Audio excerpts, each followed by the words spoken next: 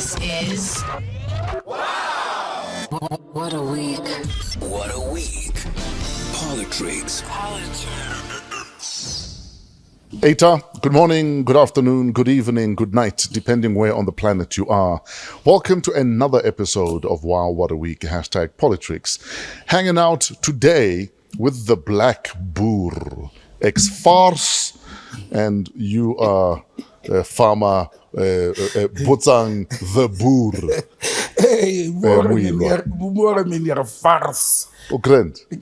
Bro. I'm loving the new American refugee look. Actually, that is the purpose of the look. Unfortunately, it doesn't come with skin lightener. So.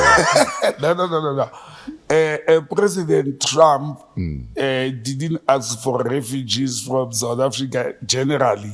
He was specific. Afrikaners. The Afrikaners. Yeah. And because you live in Centurion, it doesn't make you Afrikaner. No, but I guess... The farm worker lives on the farm. It doesn't make him the Boer.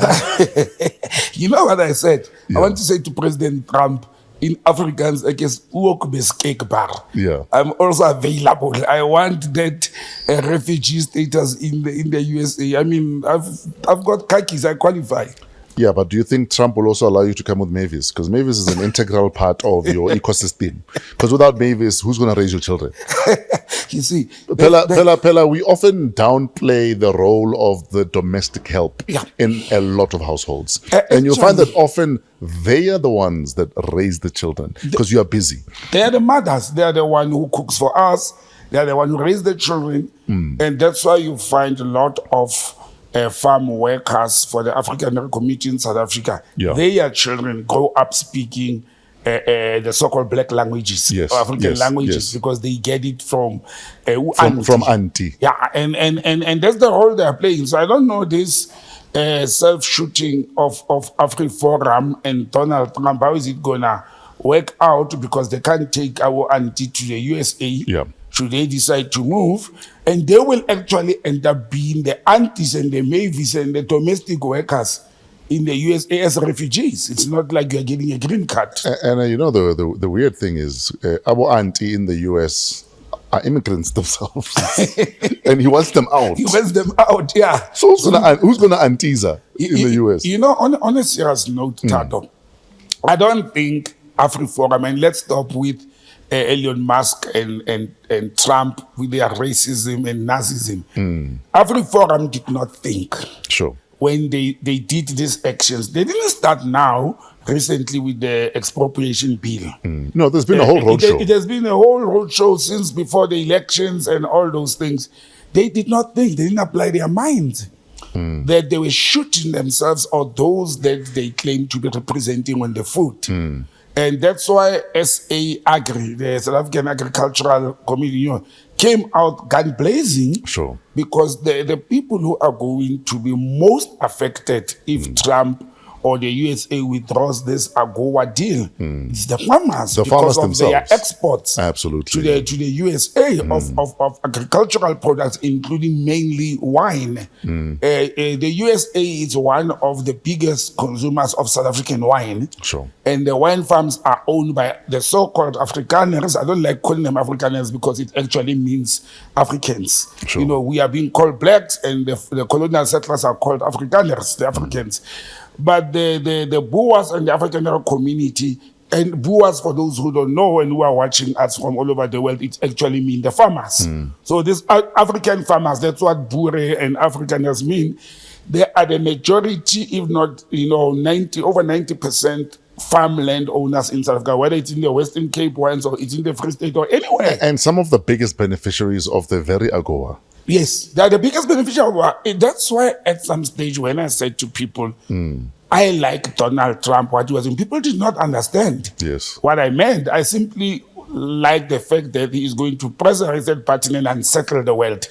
Trump has actually helped us as Africans to unsettle the settlers in South Africa. He has actually started a process of making them uncomfortable in our land. They've become uncomfortable with the expropriation bill. We are not yet, even as a nation, on a land expropriation bill. that is envisaged by, the nationalists and the Pan-Africanists. We're not yet even there. They are already uncomfortable and rattled. And those that actually bother to read would know that even within the Constitution as it stands, there's a provision for expropriation. Yes. There's a provision for expropriation. So the fact that now there's all this saber-rattling, fear-mongering, swart gevaar that is clearly coming back, it's actually unfortunate. And clearly the issue here, I don't even think is the Afrikaner.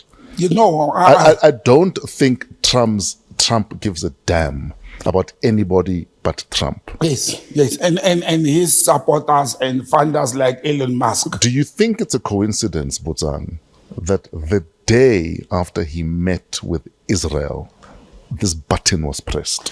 This has nothing to do with Afrikaners. It was not a coincidence.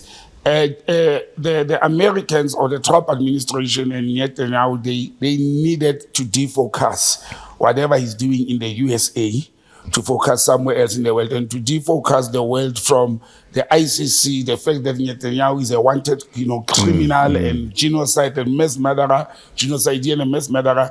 They wanted to divert attention from that to something else. And it cannot be Ukraine because he's also cut funding, Zelensky in Ukraine. So they had to, and South Africa had to be the target. The target, why? Because of the ICC case. The target, why? Because Elon Musk, who is he's tracing his roots in South Africa. And actually, I went to find out that he's actually tracing his roots in Canada. His grandfather was a racist right winger from Canada who came to settle down in South Africa. And also there is this PayPal gang of Elon Musk, and Pek Rudolph Botha, my former minister, the son is one of the 4 people, and another guy that came from the neo-Nazi in Namibia, the former Southwest Africa. They are this racist 4 guys who come from Germany, Namibia, South Africa, and Canada, and are rallying behind Donald Trump. And why? It is for business opportunities in that country. Understand? Secondly, it's for trying to influence politics in South Africa where they will benefit financially as well as their businesses. But it's not a coincidence, Tato. It is just that Afriforum and Solidarity being led by racist and dumb people because they are not clever. You cannot be said to be smart and clever and if you're in Afriforum like Kali, the CEO of Afriforum, when you go and you want to influence the USA that it must punish the people that you claim to be representing, that's the stupidity of a high note that the Afriforum has done. Now this thing has backfired. I want Donald Trump to actually cancel this AGOA thing. You know, Tato, if we don't suffer, we will not be able to be self-reliant and self-sufficient. We have to suffer. I know people are going to lose jobs, or people have already lost jobs with the PAPFA thing for the PEPFAR. You understand? In fact, the US aid, the freezing of US aid meant that a lot of nations that genuinely needed the aid, all of a sudden clinics are closed. Clinics are closed. All of a sudden you can't pay your people. You can't get meds. One of the countries that suffered the most is Uganda. Sure. You understand? In this whole thing, South Africa, look, it's 17% of HIV, and it's only on the HIV and AIDS program. But let our governments rise and stand up and use our mineral resources in order to counter for that. Let us be. Let's put them Ramaphosa in the cabinet. We've got crisis now. We've got thousands of people who are in these NGOs who are going to lose jobs. And government has been talking about job creations. Now, boom, all of a sudden, let the government go and raise and find money the way they did during the COVID-19 lockdown to can save those jobs and save those lives. You know, I've always preached that only a fool would waste a crisis.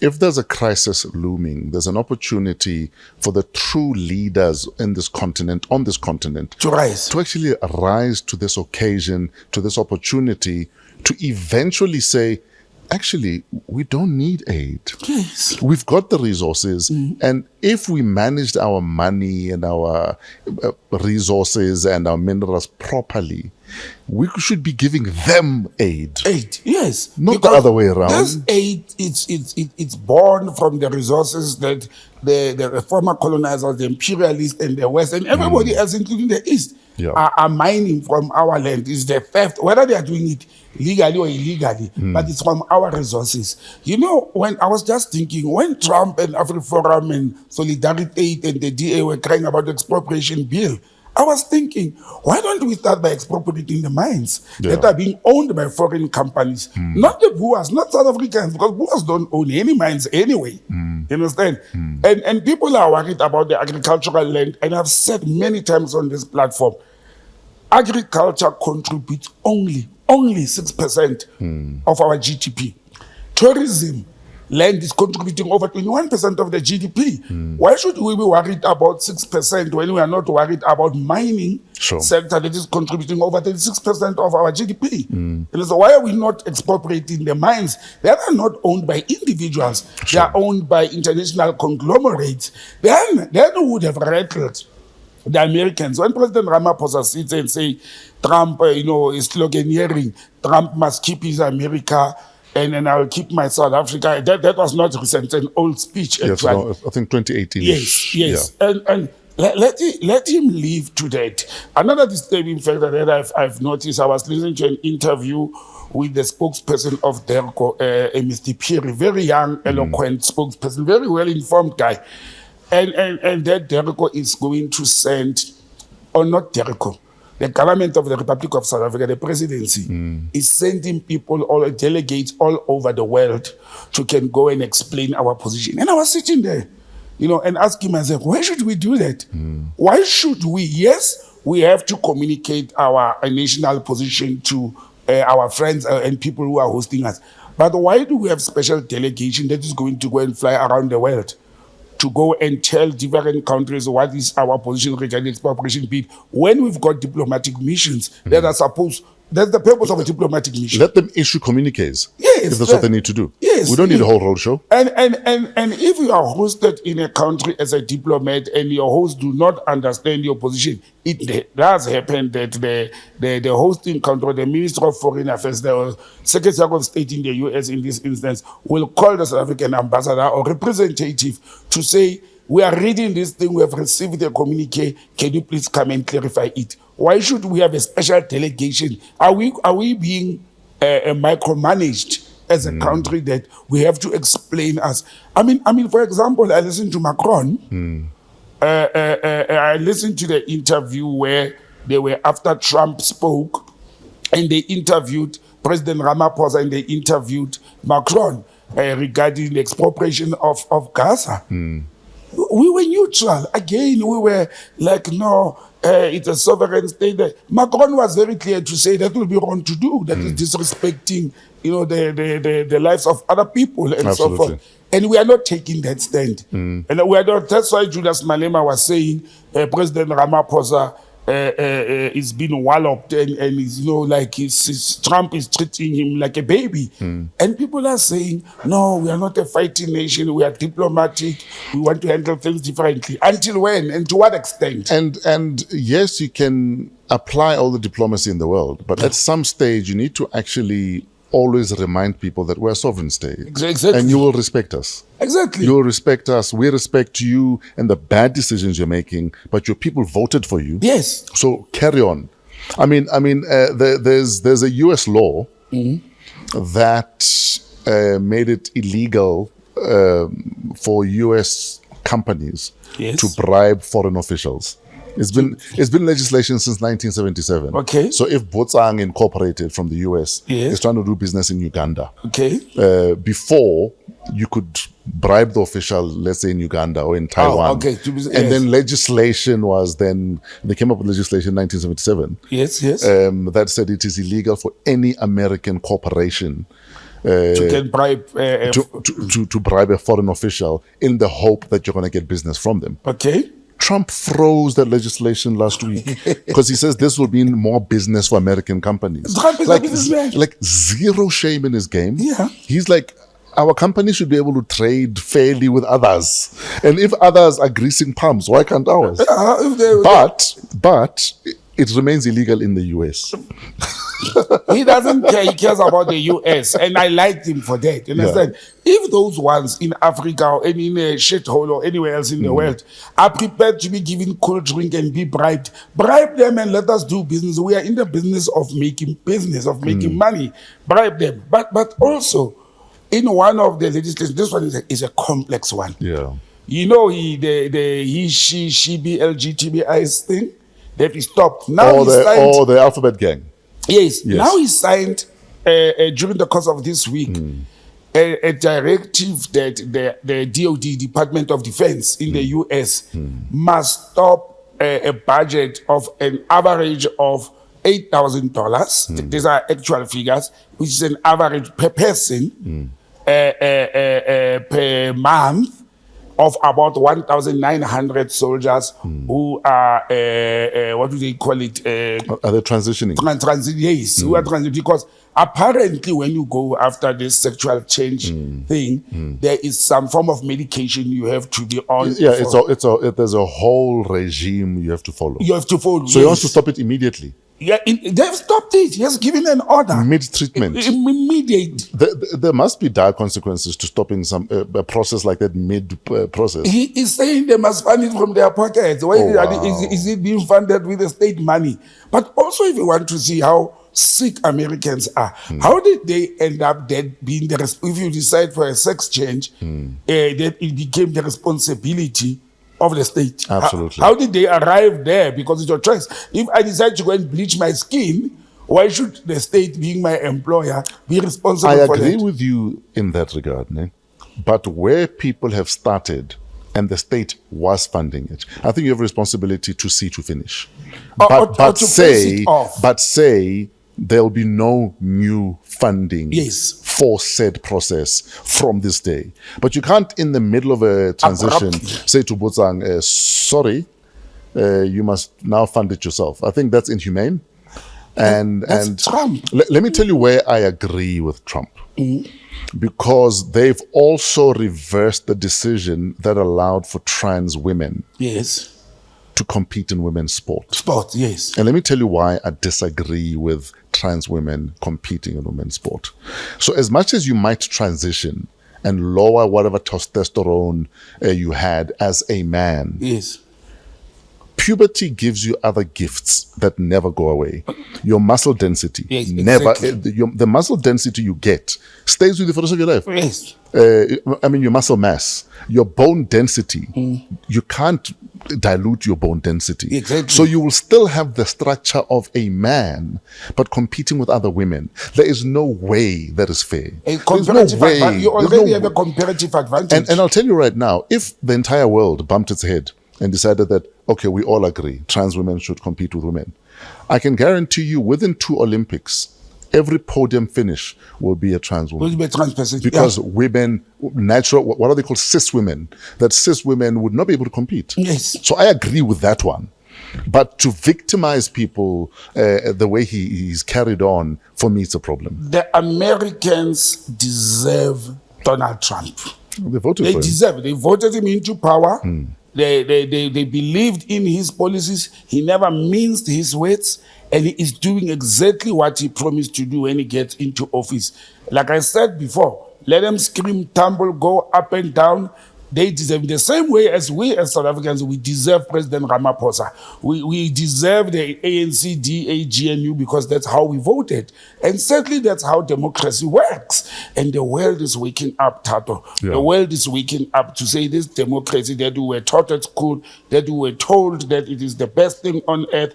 Countries must be democratic. If you look at all the messed up countries of the world, mostly are the so-called democracies. I think we need to shut this down. But the long and the short of it is there's a new imperialism on the horizon. And the last month and a half is nothing. We've seen nothing yet. And I'm hoping at some stage NATO will jointly say enough is enough.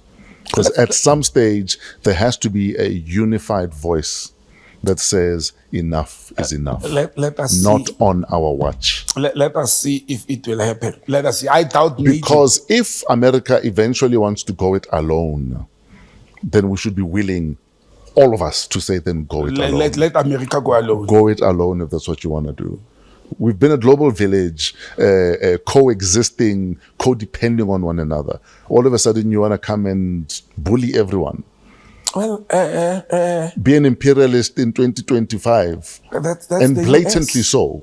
Blatantly imperialistic behavior. Anyway, we'll see, but I doubt if NATO will rise against the US. NATO without the US is nothing. Yeah.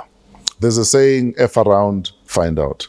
That's it. They F around, they F'd around, now we're all going to find out. We're finding out. Let's go to the SONA, State of the Nation Address. You made predictions last week about what the SONA would be, and the debate has been this week. What are your thoughts? Look, like I said, Fresh, there was nothing, again, there's nothing that came out of that. Even the ministers from other DA and other departments, and I was listening to the PAC leader, they are talking about administrative achievements. They are talking about day-to-day working of the departments. The State of the Nation is supposed to address the major challenges of the country. Don't say we had 300 weeks or what days without load shedding. When there are major things in the country like water shortages in Joburg, when there's still a political discourse regarding the bills that are being passed in Parliament, you understand? Again, we saw a drama of political parties, even those in the GNU, talking as if they are not in government, talking as if they are not the government, because they are the government. You know, with the exception of the EFF and controversy, in the response or the questions to the president, I must say, in everybody, and I was actually idling, so I watched the entire program. In everybody, you know who impressed me? Yes. The economic freedom fighters, young lady, Naledi. In everybody who spoke there. Chirwa. It's Chirwa. Yes. Is her name Naledi? Chirwa, yes. Chirwa. That's the only person who impressed and articulated what needs to be the State of the Nation address. He questioned President Ramaphosa. You remember last week when I predicted, I mentioned where is the girl with the light of last year? What is the girl that President Ramaphosa, the metaphor? Tintswalo. Yes. I mentioned Tintswalo. You understand? And Naledi went into that. You know, I could see, actually, I could hear in Naledi's speech and questions and comments that it was actually Julius Malema's speech. If one pays attention, you know Julius. So I think they prepared it very well and they gave it to her. I think the economic freedom fighters, for me, are the ones who came out very clear, very gun-blazing, and actually exposed the weakness of the GNU and President Ramaphosa regarding the State of the Nation address. This whole thing is a waste of time and money, Fresh. I still do not know why in this time age do we have to wait for the president and all these people in glitz and glamour to go to Cape Town, and the president speaks for 1.5 hours. Then they come 2-3 days after to can ask president question, and he comes back and he's responding to nothing, like puffing air and making noise. And then there was also that, you know, the usual one of pointing fingers at each other and so forth. So this State of the Nation address, yes, they said this year was the lowest in spending because there were no after parties and all those things. 6 million, it was the lowest they've spent. But I'm saying, can they allow President Ramaphosa to do this speech electronically? We listen, we go on social media channels like So just YouTube. have a family meeting. Like normally family meetings. Like during COVID. Why should we spend 6 million? Look, in government, 6 million, it's nothing. But for a government that does not have 6 million to can fund for ARVs, let them stop this State of the Nation address thing and do it electronically. The president must go live on a certain day and address the nation. And they must go and respond or debate it in parliament, normal, you know, a sitting of the full House of Parliament, because the NCOP is there as well. But again, it's a wasted opportunity for the GNU to have set the tone. This was the first State of the Nation address of the GNU. So they wasted that opportunity. I didn't get anything out of it. What are your thoughts on the official opposition MK and whether or not they rose to the occasion? Look, as opposition? Yeah, look, I do not think they raised important issues. They blasted this expropriation bill. They mentioned quite a number of things. But again, the statement, the official statement of the MK party from Dr. Rashupo, the deputy leader of MK party, it was lukewarm to me. I would have expected more. Look, I'm sitting here and I'm saying I'm impressed by the EFF more than the MKP, while the MKP is the official opposition. You understand? The DA were very clear in their position by doing what they normally do. You know, how their ministers are doing very well, how they are there. You can come and watch the former attacks of the ANC and blaming. Can you believe that people at the SONA, they were still talking about the 9 wasted years of Jacob Zuma. Now, Dr. Rashupo of the MKP had to come and defend that, to say he doesn't understand why people still refer to the 9 years of President Jacob Zuma as wasted years, when there's been infrastructure development, outroll of HIV, number of kids, HIV, what do you call it, outrolling of HIV drugs, number of kids who went to school, quite a number of tangible things that had happened during that year. The sad part about that is this story of 9 wasted years that the DA is running with. It came from the ANC President Ramaphosa when he took, over office, as if he didn't deputize Jacob Zuma. Again, politics of cult and glorifying individuals. When it's wasted years, it's Zuma wasted years. He was the deputy. Ndata Ramaphosa was the deputy. He was forever in the NEC of the ANC. And the African National Congress has always sang a song that they are a broad church that works in stuff collectively. So are you saying that if we agree that there were 9 wasted years, then President Ramaphosa needs to own them too? Yes. Because he was a part of them. He was part. He was the second in charge. He was the second in command. For the 5 of the 9 wasted years, he was the second in command. You understand? So this whole thing of them saying it wasted, let them say the government wasted years. Which government? The ANC-led government that time. Because it was the ANC-led government. You understand? And if it was wasted, they all wasted it. Collectively, if there were thugs, if there was looting, and people still, again, we are in 2025, people talk about how an Indian family of the Guptas came and stole money in this country, and nobody is talking about the trillions of rents that we lost through the state pension fund institution, the state mailers, and all other companies. Again, for instance, Steinhoff is never treated with the same gloves that state capture is. Yes, and Steinhoff is the biggest in the history of the Republic of South Africa. The Steinhoff matter, the heist, is the biggest heist this country has ever experienced, and we are not talking about it. President Ramaphosa himself, as the head of state, has never uttered a word regarding Steinhoff, not even once. It's why? Because it's white. It's white people who corrupted the state, who stole from, the state coffers, and it's okay that we can't talk about it when it's really white crime and corruption. The Afriforum itself, Afriforum is talking about corruption and outer and the DA, but they never speak about the Steinhoff heist. And that's the country that we are living in, and people want to deny that we are a racially divided country. This thing of Afriforum and the SONA, you know what it did to me? Did you see on Twitter?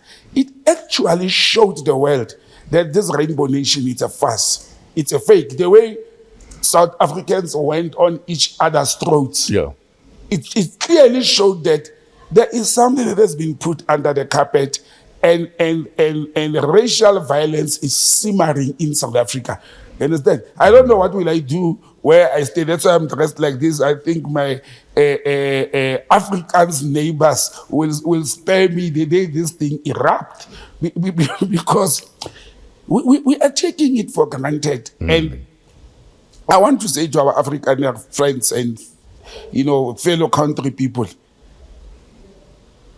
I don't know why would they want or be invited to be settlers in the US while they are already settlers in South Africa instead of going back to Holland. And if they do not address this racial issue and start conducting themselves in a humane way, trust me, what happened in Zimbabwe will happen in South Africa. It will happen. They never believed. The racist people, I'm not talking about white people, because there's white people and there's racist white people. You understand? The racist people, I do not understand why do they think they will get away with this racial behavior forever. One day, our children, our grandfathers may have failed, our fathers may have failed, me and you may have failed to sort this thing out.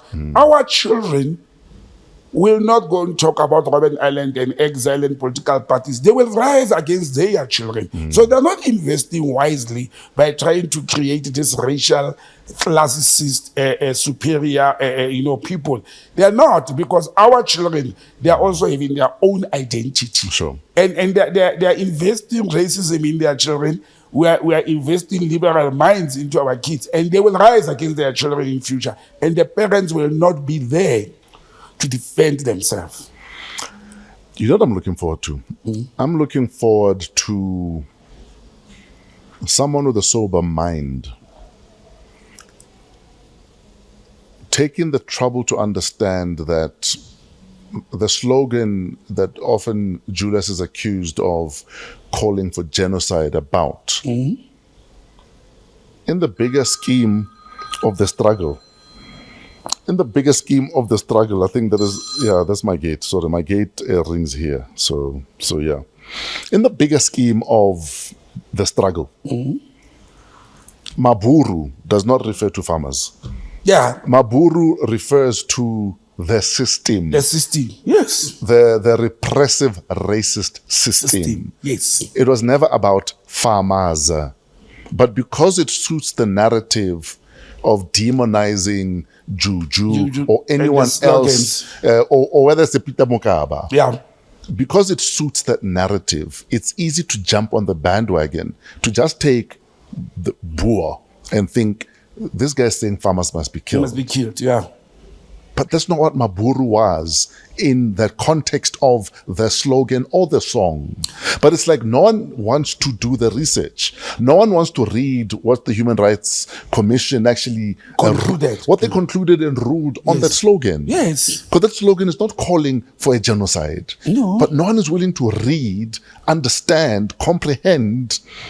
You're so frustrated. What's that? It's we can talk about this and hammer it into people's heads. But again, it's like I said last week when we spoke about Trump believing the lies of Elon Musk and Afriforum about South Africa. Yes. It's not to say people don't want to read or comprehend, because even if you are lazy to read, if you listen to the court ruling, the Human Rights Commission ruling on this matter, you would have understood, because it was explained how did the court arrive at it. And it's years ago, by the way. Yes. How did the court arrive at this? That's why the same slogan, the same as the PAC slogan, one settler, one bullet. Yes. Some of us who were there, we understood what it meant that time. Yes. I mean, it went to court as well, and the court ruled about that slogan.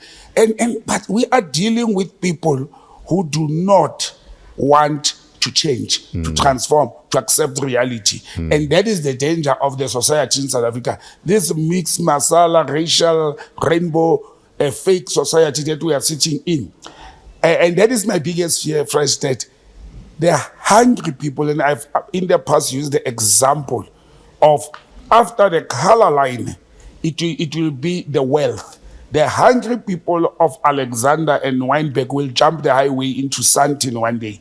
The angry and hungry black people of this country will start looking at white people as the people who have kept them hungry, even if it's the government that has failed them. Yes. You remember the part where how do I put it, where black people actually were against the singing of the Afrikaner song by this Afrikaner musician. Was it the De La Rey song? The De La Rey song and so forth. If you go and inform yourself what does that, they can do it in their rallies and all that, but it's never in the headlines. And but also, likewise with the De La Rey song. Yes.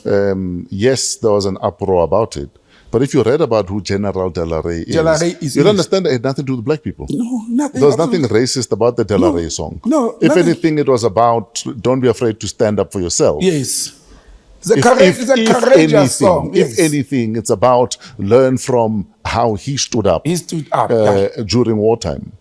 And again, these are some of the histories of this country. If we want to build a so-called multiracial nation or society, those are things that we must teach. We can't just oppose for the sake of opposing things without knowing the background and the history. You must know your history. You must know where we come from and how did we arrive at this stage. Without that kind of information, we will never progress as a nation. And it's going to be difficult. And it goes back to why it is important to read, to be curious, to want to learn, to want to understand. Inform yourself. A lot of people will read one small paragraph as a tweet. And that's the sum total of what the opinion is based on. Exactly. Versus, let me read further and get a better understanding. Because it's only through reading and understanding someone else's point of view that you might even change your point of view because you bothered to listen. And you can listen to other people. And I always say, if you do not know, it doesn't harm to ask those who are in the know. It doesn't harm you. Yeah. And that is why someone like Ndlozi can afford to leave politics if he wants. Yeah. Because he's got like a solid education behind him and he will not struggle to find a job as an academic if he needs to. If he needs to go into civil society, he will not struggle there either, because he bothered to educate himself. In fact, let's go there. Yes, he finally came and spoke. It started on Monday morning at 6:30 actually. So that was the first happening of politics this week. Sure. Surprise in the SABC.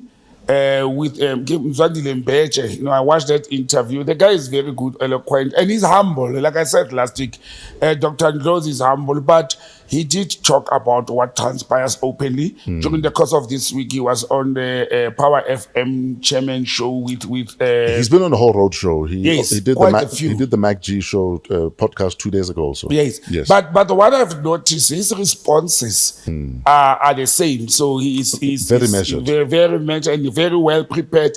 He still doesn't give an indication of what is the next step, although he spoke about organizing a civil movement, organization where people are going to come from all political parties.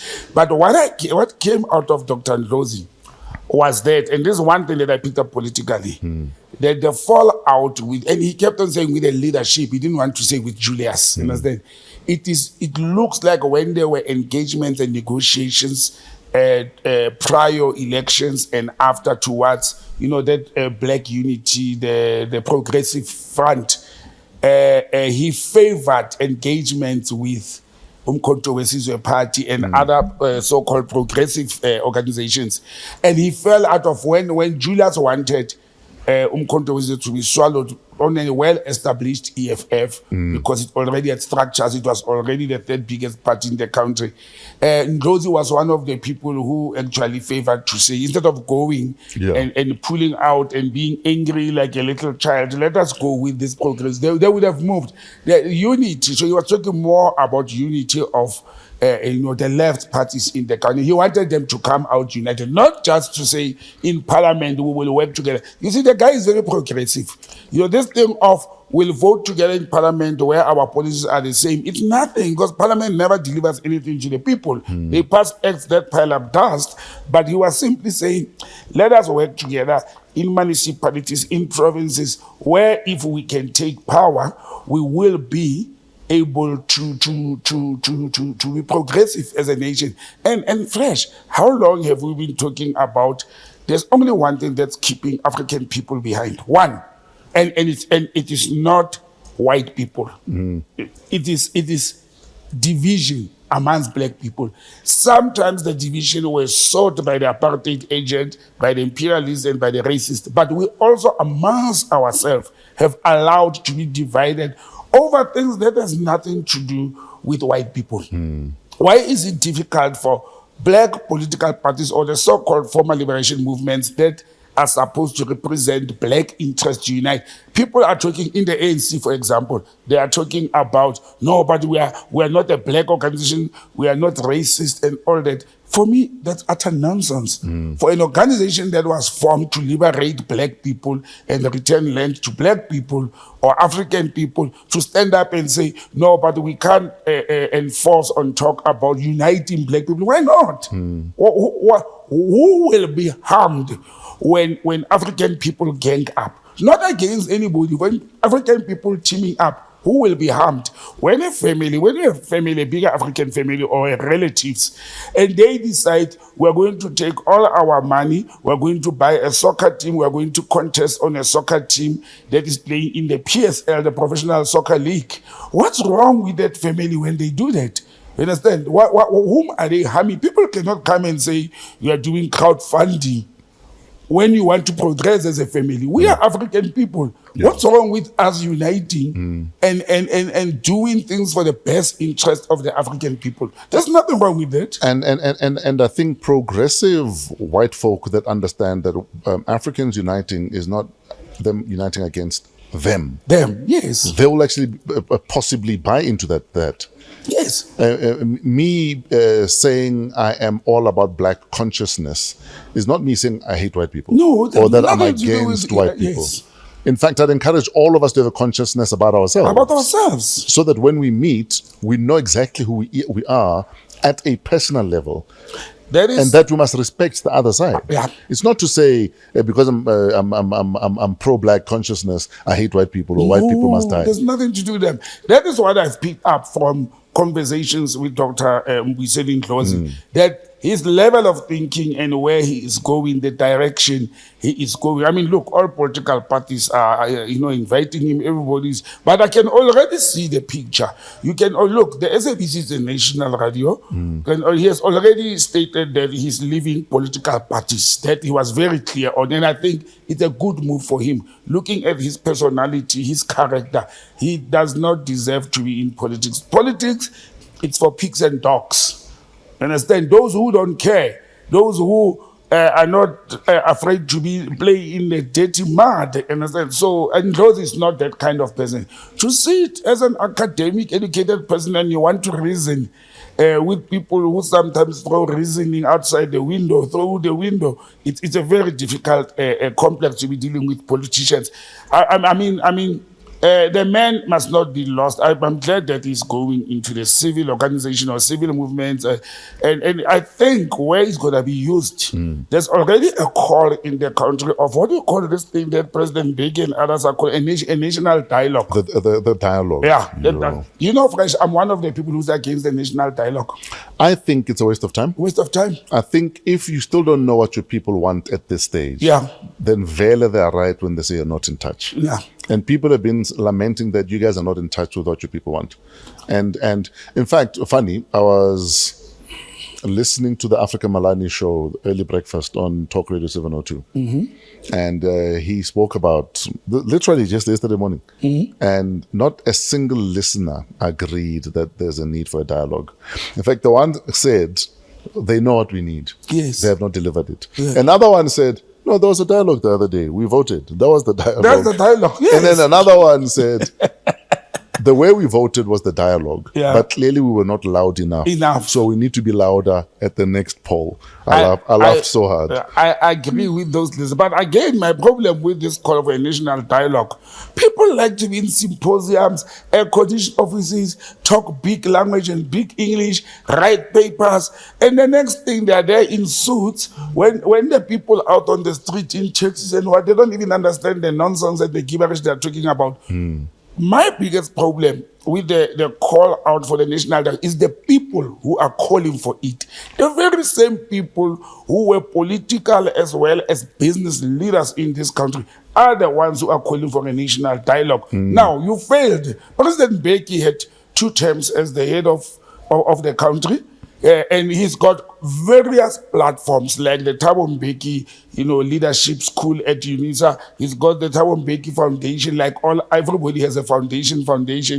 And they failed the nation. Now we must take the same bunch of academics, retired old people who failed, whether in politics, whether in business, whether in academic. We must take the same people. They must go and sit in a symposium somewhere in Sandton and do a national dialogue and craft a paper that they're going to shove into the ANC and DA leadership, and it will find itself to be policy of government, or it will influence policy of government.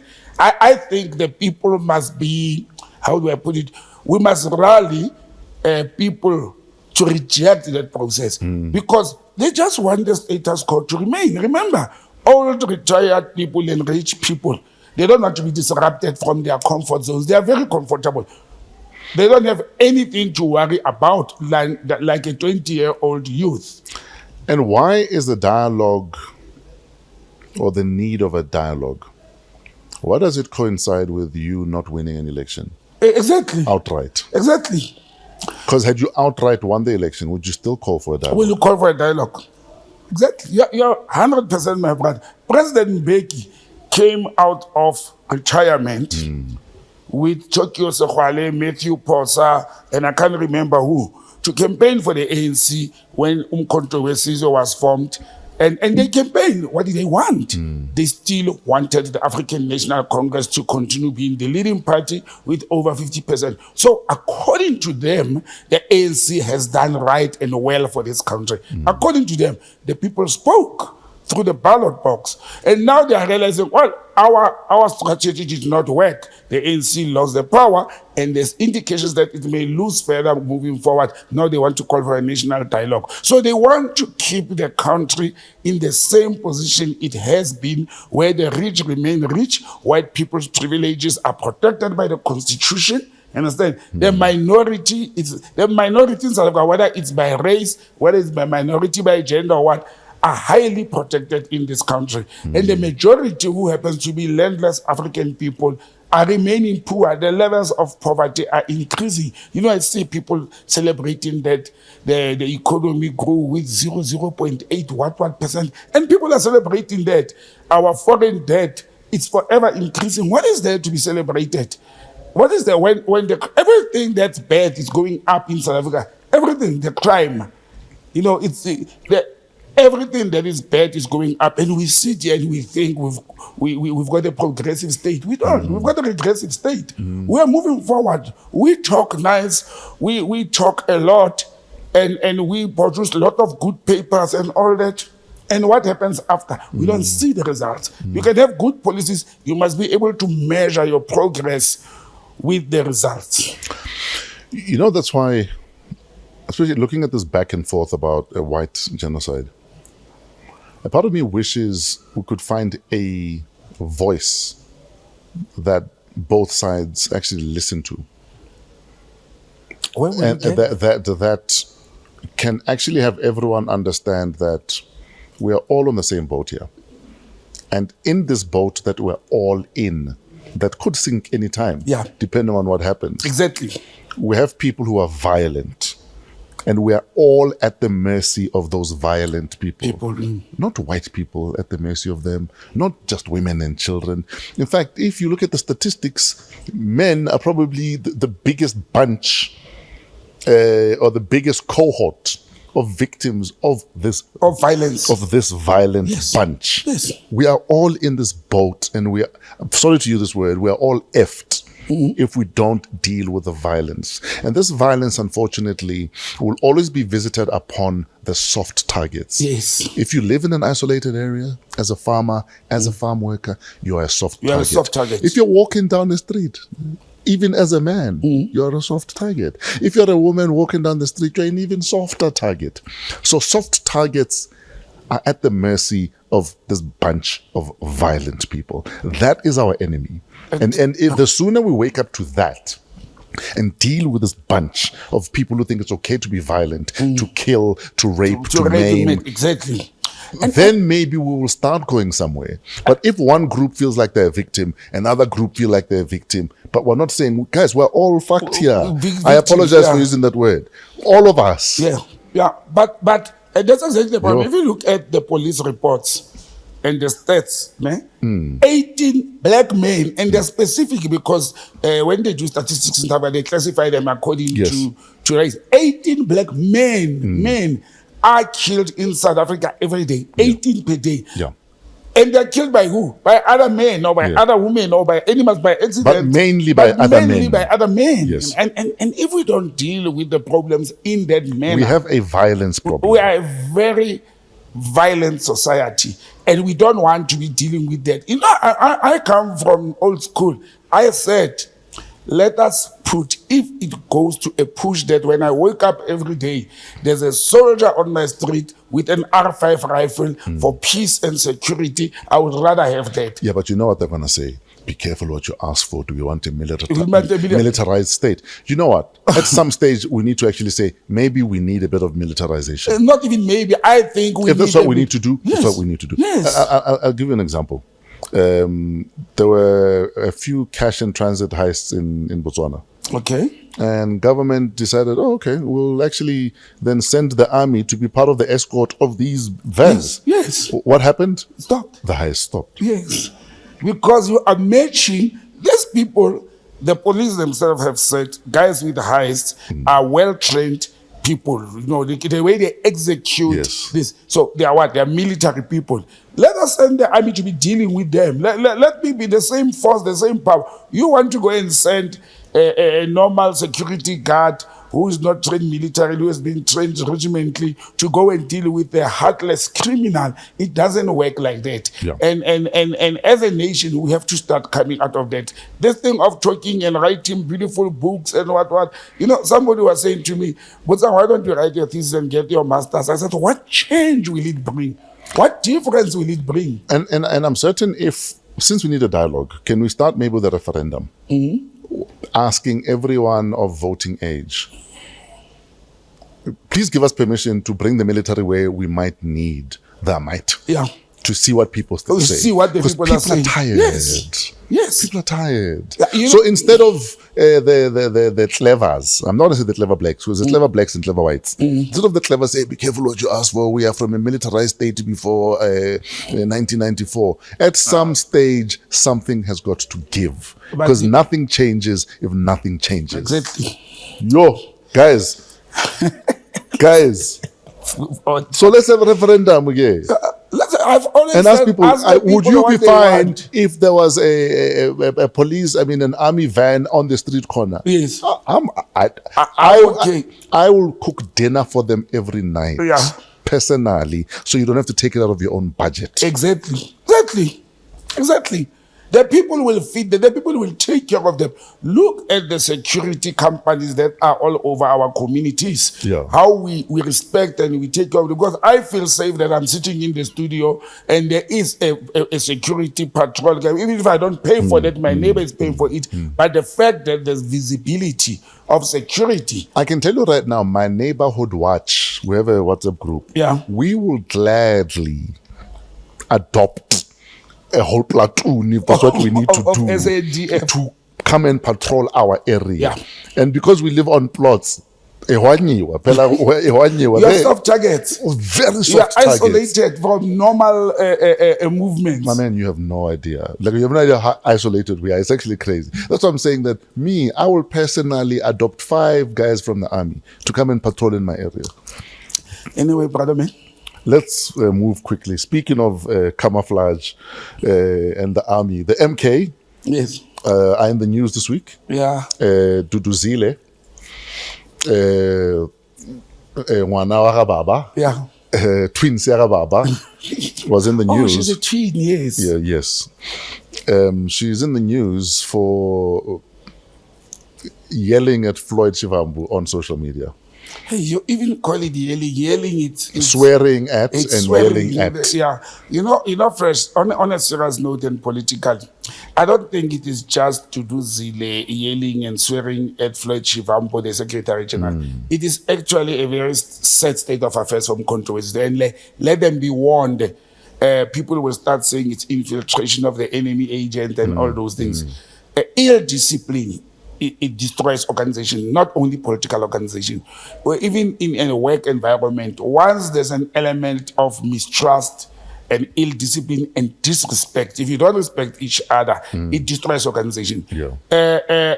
Ndlozi Zuma is a senior member of Umkhonto we Sizwe, despite the age, senior member. And one of the founders and a daughter of the founding father of Umkhonto we Sizwe, which makes it difficult. I laughed. There was a tweet saying, "Do you think she's behaving like this because Kingwana wa Rashupo?"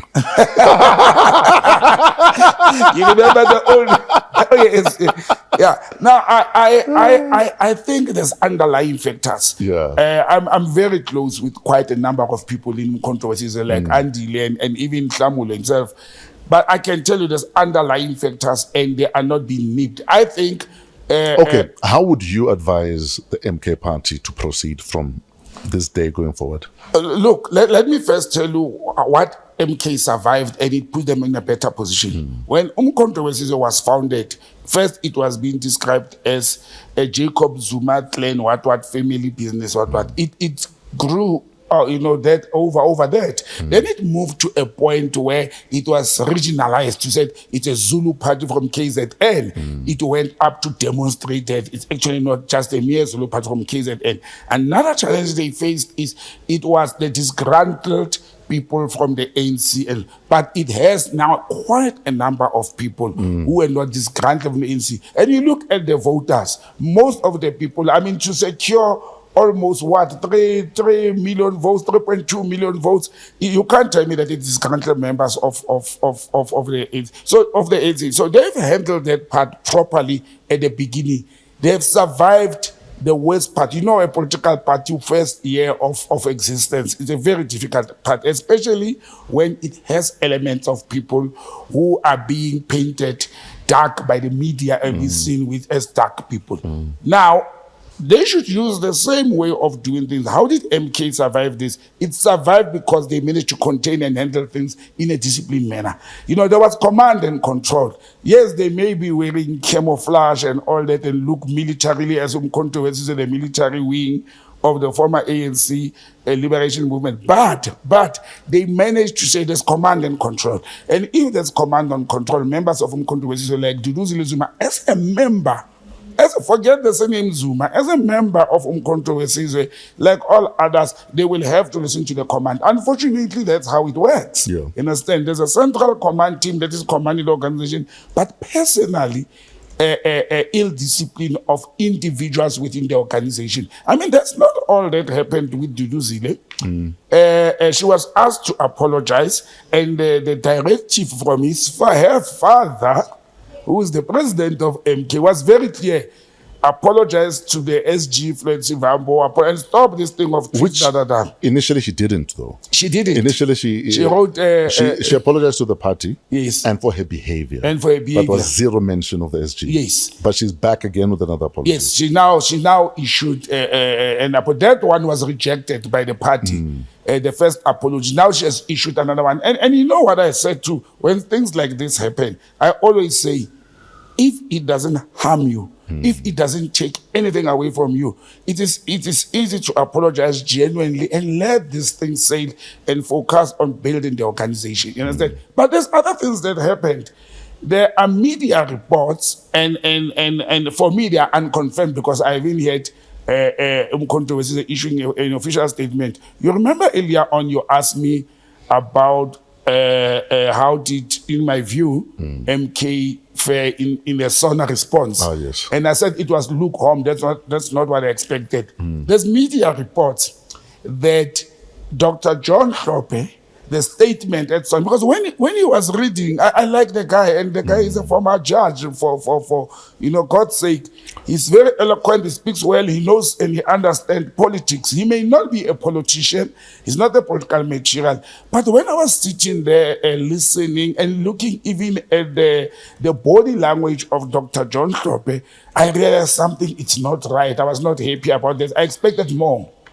And like you're saying, given his weight, yes, J, he's supposed to outshine everybody. Impeached or not, yes, given the bright mind he is, exactly, just his man. Yes, I expected so much more. Yeah, but now the story is, And this is why I'm saying there are deeper underlying factors inside the controversies. The story in the media, and that was reported by this guy who calls himself the Lord of the Media. He's a famous journalist. His tweet handle is Lord of the Media. His tweet was saying, there are talks that the speech that Dr. Rashupo was reading at the SONA, it was given to him in the last minute by Mzwanele Manyi. And then Mzwanele Manyi being questioned, he said he got that from the Secretary General Floyd Shivambu. And then the story was, when they gave it to Dr. Rashupo, they said he must change his well-prepared speech. Look, the guy is a judge. You understand? Do you know they prepare in advance? He had prepared a speech for days, but they gave him that speech in the last minute. And now, when they gave it to him, he was told that it's from President Zuma, said that's the speech. So that's our official position now. Yes, yes. You understand? And he went on with it. Brah, let me tell you, that was actually the worst response to the SONA debate in all political parties. And look how it made them look clumsy. They are the official opposition. They are the ones who were supposed to set the tone, and they failed. Now, when you have speeches like that being sneaked in, people's names being used, it tells you there's a problem. It tells you there's an underlying problem in the organization. And those are some of the things that Mkhonto is supposed to be handling at the moment. There are rumors that things almost came to getting physical between Mzwanele and Dr. Yes. Look, it's rumors. Like I said, I also think Nhlamulo, the spokesperson or whatever, the organization should have issued an official statement and clarify this thing quick, because you can't have two senior people. They are not only senior, they are also seasoned people. Sure. Having such skirmishes in an organization, what does it say to the followers on the ground? That's why you will find people who are not really politicians, like Ndlozi Zuma, falling into the cracks. Can I approach this like my uncle used to approach it? Yeah. Sometimes you must just let boys go outside and deal with it. Then they must come back in and agree it was settled. Who do you think would have won? Tato, you are mischievous. Do you know the township is there? I don't know. He says your uncle. No, my uncle used to always say, if Lemajit and go out. Don't stop them. Let them get it out of their systems. And then as long as we all agree that the outcome was determined, and then it's closed. You know, there's an old saying, there's an old Zulu saying that was used. Kokasi in the township, Pumas Betan. Exactly. Yeah, we are sitting here in the let's go out and beat each other up and come back inside. But and then when they come, they've sorted that whole thing out. So now I think there must be adults. The organization is faced with much bigger problems. They want to grow the organization, and they're matured people. I mean, I've worked and I know Mzwanele Manyi. He's one of the most matured people I've ever come across. And like, what is this thing of wanting to use another one's speech? And you see what it does. Let me tell you what it does. It actually fuels the rift between Ndlozi and Floyd Shivambu, because remember what Mzwanele Manyi's response is. No, I was given that thing by the SG. I was acting on instruction from the SG. Now, what it has done is saying to controversies with people, why would Floyd mislead Dr. Rashupo, the deputy president, using President Zuma's thing? And Ndlozi said, but that's my father. Before he's even your president, he's my father first. But I think President Zuma handled this very well, to say to the daughter, you are going to do what I told you to do. No favoritism. You are going to behave as an ordinary member from Controversies. You are going to apologize. I will deal with the rest of the things after, because Controversies owes their members, their followers, an explanation of what actually transpired there. And unfortunately for her sins, because she is Mwana Rashupo, she's going to be held to a higher standard when dealing with certain things. It must never seem like you are acting out because of Ubaba. You know what I mean? It's a difficult one. So I don't envy her position, because she's also a very passionate, fiery woman. But she also needs to understand that that fire needs to be tamed more than anyone else's fire in the party, because he's your father.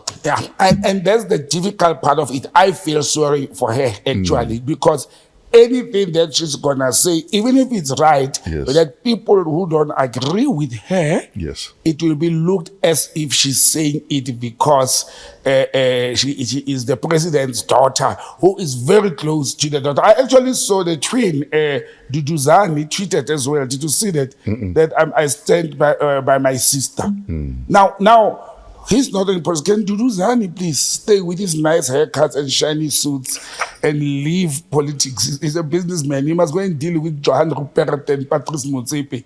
That's where he must be contesting. Yeah, but he must also take a position. Oh, no, but Fresh, You know what you sound like? You sound like people who would say to someone with a political opinion, yeah, when they must just stick to DJing. Yeah, when they must just stick to being a model. No. We are all political animals, all of us. But in this instance, Yeah. he's not talking politics. He's talking the bloodline. That's my sister. I stand by you, right or wrong. We don't need that. Now we are in politics. He didn't comment or tweet on saying something political. He's standing by my sister. But you know that family relations by their very nature are political themselves. Yeah. So politics is everywhere. Anyway, it's politics of the family. But I think controversies must rise and handle this better. We need a very solid, strong opposition in South Africa. We need to wrap it up because we are out of time and we've already passed an hour. The hour is that side. Hey. The handling of the repatriation of the mortal remains of the fallen soldiers Yes. in the DRC. They're finally home. Yes. After, if anything, after a wall of noise and not giving information to family. Yeah. What are your thoughts on how everything was handled? Look, the other day I was listening to a retired general. I think it's Mutau. He's the former chief of the South African National Defence Force. Fresh, if you listen to experts, medical experts, it is so sad. Do you know that those bodies were already in the decomposing state? Because one, there were no fridges, there were no allocation of fridging at the South African base in Goma. And then you're near the equator. And you're in a tropical regime. I have lived there. Everything is against anybody that is not being refrigerated. Exactly. That's the first thing. I've listened to, what do you call them, pathologists or Yes. whatever. They were saying actually, while they were awaiting these bodies in Kampala, in Uganda, they were already they were saying 5 days was enough for the body to start decomposing. Now, you know what's the sad part is that what did the families receive? Were they recognizable after? Did they manage to say, we will never know that situation or the end results because it was handled in absolute secrecy? Yes. Look, the South African government could not do anything because the M23 rebels in Goma, they had captured the airport as well. So those people could not be airlifted, or those mortal remains could not be airlifted from Goma.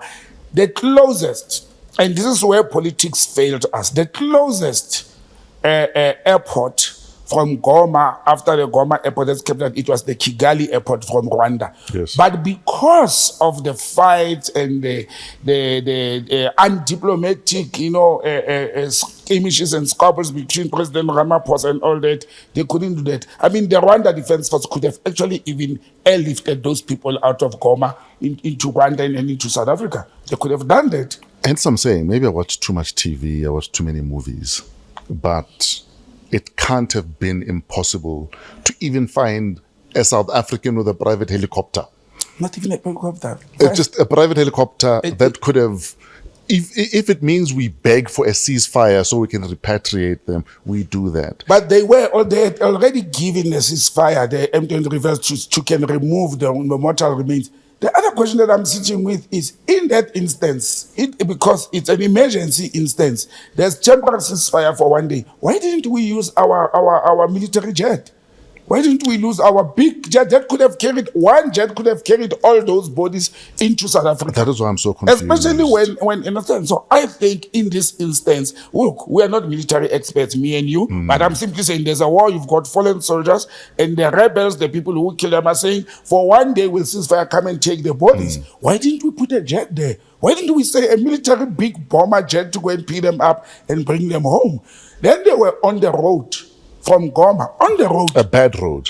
Horrible road. I've driven that road. I know it's horrible. Not even to Rwanda, to Uganda. And they only could fly from Entebbe Airport in South Africa. Fortunately, on Thursday night, the families were finally given the mortal remains of their loved ones. You understand? And I honestly think if we were in a normal country, in a normal state, the head of the Minister of Defense and her generals must roll in this instance. There's no excuse why. It shows that they were not ready that this thing could happen. You can't be a military and you are not ready for such circumstances. I mean, you have a whole base with how many a day? Hundreds of soldiers, and you don't have a refrigerator in case one of them falls. How did we arrive at that point? It's not the first time we've got a peacekeeping mission. We have had soldiers in Burundi before. Understand? Why didn't we have a refrigerator? By the way, when we speak of a refrigerator, we probably have a mock refrigerator in case people die. Yeah, but there isn't even any food to put in the refrigerator. No. So, you don't put food in that one. It's a refrigerator in case to even keep medicines and things like that.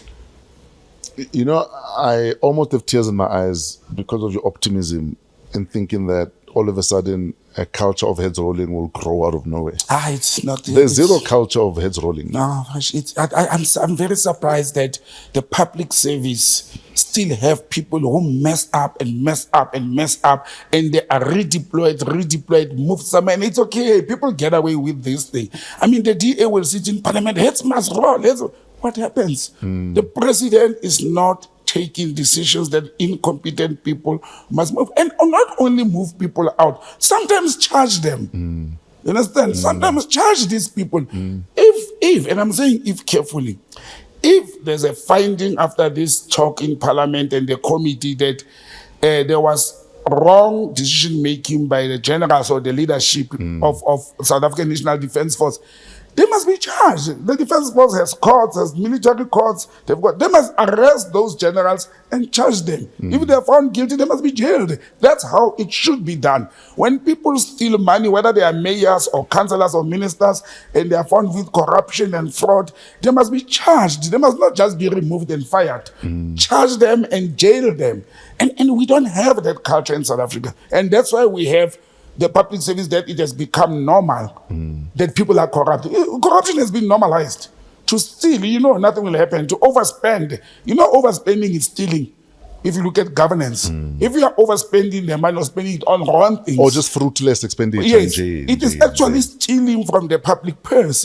Why are these people not being charged and prosecuted criminally for their criminal conduct and behavior? Hence, I almost had tears in my eyes. You're very Don't cry. You're very optimistic. Your optimism just reduces me to tears. Don't cry in the studio. There's zero culture of heads rolling. There's zero culture of consequence management, and it's not about to start now. We must just go back to the status quo. You're on your own, and may the good Lord be with you. Fresh. Having have said that, that's one of the things I'm gonna work on and instill in the public service. I've decided, I've told you before, I want to stay in the public service. Yes. Actually, next week, while we'll be sitting here, I'll be done. My court case, my labor matter is sitting. God willing, next week, nothing will happen, nothing will disturb me. Once that is done and I get back into the public service, one of the things that I'm going to push for, I know a lot of people will hate me more. It's okay not to like Botsang, but it's to instill the culture that people's heads must roll and people be charged when they are found to have squandered public monies. I'm sitting here fresh. My employer or the state has spent over 3 million in trying to get rid of me. 3 million rands. I'm not talking about what they owe me. I'm talking about what they have spent on legal matter. 3 million rands. And it's okay. Everybody's going on as if things are normal. It's not their money, so why should they care? That's the culture we should start fighting. We should expose such. We should talk about such. I should be able to stand up and go to the police station and lay a charge. And let's see how that goes. Because should it happen once or twice, things will start changing. One thing that I've realized the courts are doing, they are starting to make over and over that those in the public service who were responsible for squandering and wasting state money, they must pay from their pockets. If we can get more of such cases, that sets precedents. And I think it will start shaking people up. Yeah, absolutely. We're out of time. Thank you, my brother. I'm also tired. Yeah, I must go and check my farm. No, I was going to say, my man, Ghana, you are up at 4 a.m. to make sure that the cattle have been fed, they've been watered, the irrigation system works.